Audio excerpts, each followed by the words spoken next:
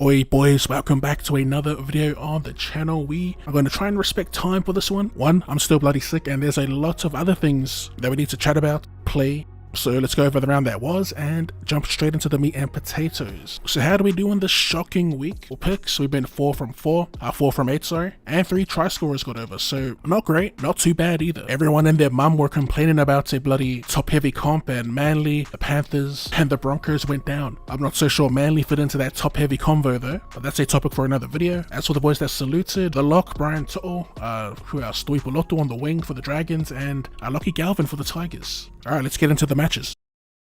So we kick off the week with an absolute banger between the Melbourne Storm and the wounded Penrith Panthers here, this being played at Amy Park. Now coming into this off a bye, the Melbourne Storm have made one change to their back five. They'll be without Will Warbrick. Grant Anderson steps in to fill that void, and for the Panthers they'll be without their mainstay fullback Dale Edwards, with Dane Laurie taking the mantle there and Brad Schneider coming in to play in the 14. No surprises here for mine, I'll be taking the Storm here at home. The Panthers without Edwards at the back I do think will struggle. They've also been struggling on the edges, so that's where we'll look for a try scorer, and I'm going to take Elias Agato.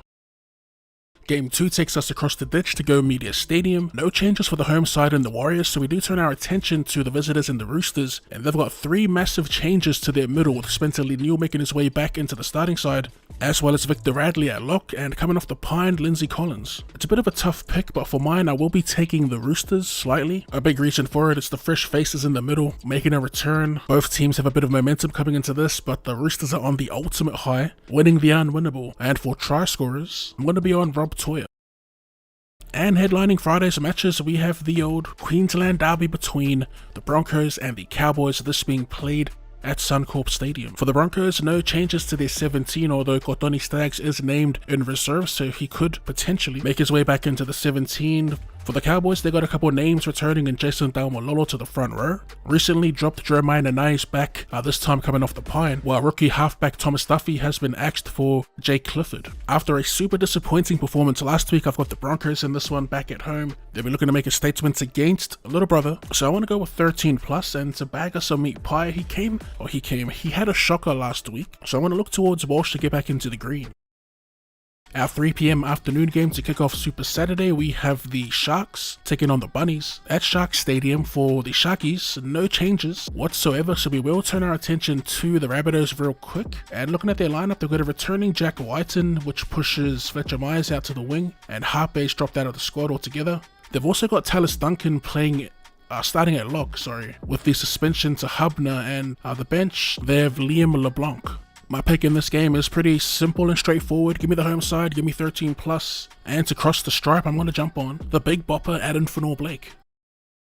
Our Saturday evening game takes us to KO Stadium, where the Dolphins host the Tigers. For the home side, they do have the same 17, although Fine Fuyaki and Bostock are named in reserve, so they could potentially be elevated come game day. For the Tigers, there's question marks surrounding Dream Buller, so he could be a late out, with Heath Mason possibly taking up that fullback role. Other than that, it is the same 17 that decimated the Eels last week.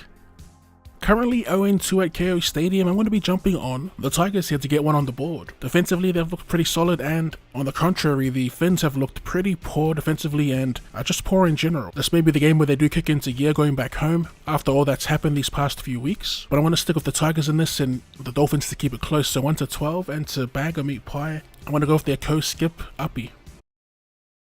Our curtain closer for Saturday takes us to Cbus Super Stadium, where the Titans host the Knights. For the home side, they'll be without Alofiana Khan Pereira, as well as Jamin Jolliffe off the pine. So filling in for Khan Pereira, they've got Tony Francis coming in, and for Jolliffe, Isaac Fa'asor Maleawi. For the Knights, they'll be without Leo Thompson and Kai Pius-Paul, so Brady Jones will be starting in the front row. As for my pick, the Knights have a pretty decent record more recently against the Titans, although they've only won 5 from 14 games played at Cbus, so we're going to back the home side here to bounce back. To bag a meat pie, I'm jumping on Keanu Kinney.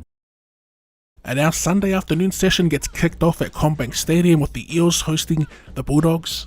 One change for the Eels, with Ronald Volkman being cut in favour of Dean Hawkins, who'll make his club debut. Players to keep an eye out in reserves that could potentially be elevated, they have Ryan Madison and Josh Adokar. For the Bulldogs, massive outs without Matt Burton and Vili Kikau, so that left edge gets a bit of a shake-up, with Bailey Hayward donning the 6, and former Roosters utility Setili Tuponio will be covering for Kikau, and that is not a bad replacement at all. My pick for this is with the Dogs. This rebuilding Parramatta just looks bloody awful, to be honest. I'm not so sure a switch up at halfback will do much, so I'll be on the Dogs, and to get on the board, we'll go for Setili Tuponio. I'm not sure if Hayward will be the guy, but Sexton does like swinging from left to right. I'm backing him to put our boy through.